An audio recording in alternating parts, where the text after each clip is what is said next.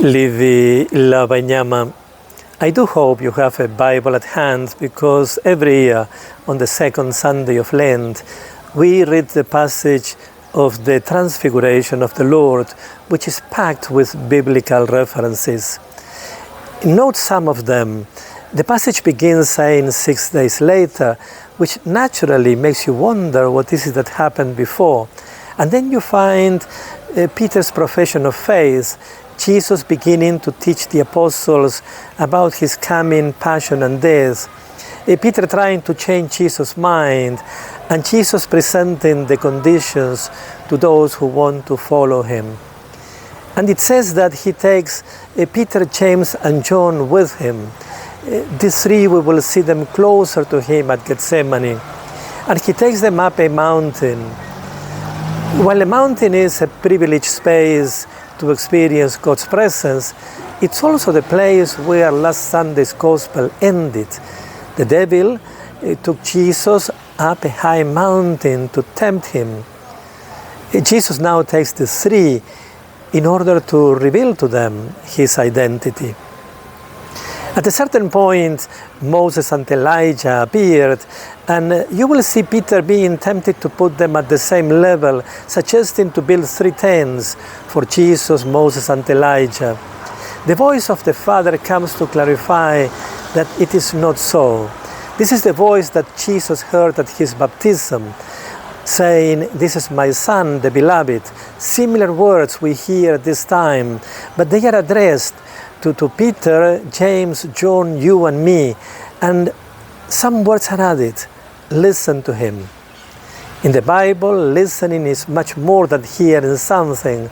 Is acting, is doing, is obeying to what we hear.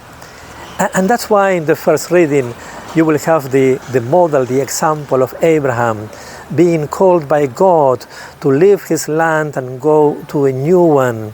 And it's a passage full of promises, but no details. Where is it? How long will it take? What is he going to find on the way?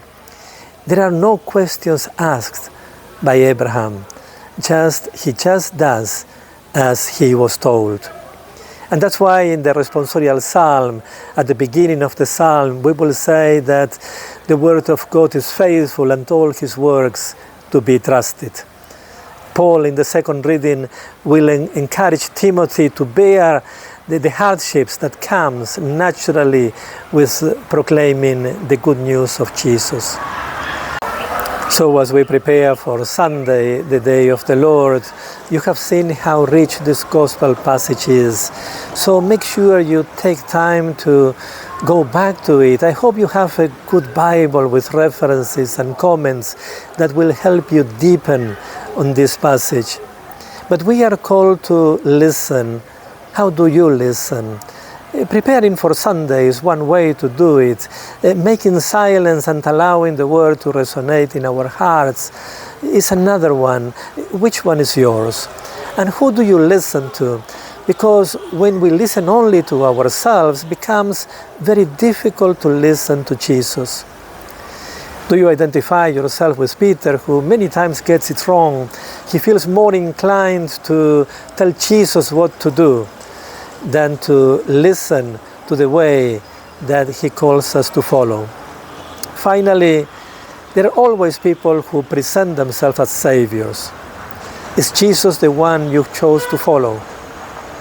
I wish you a blessed second Sunday of Lent and a rich Lenten season.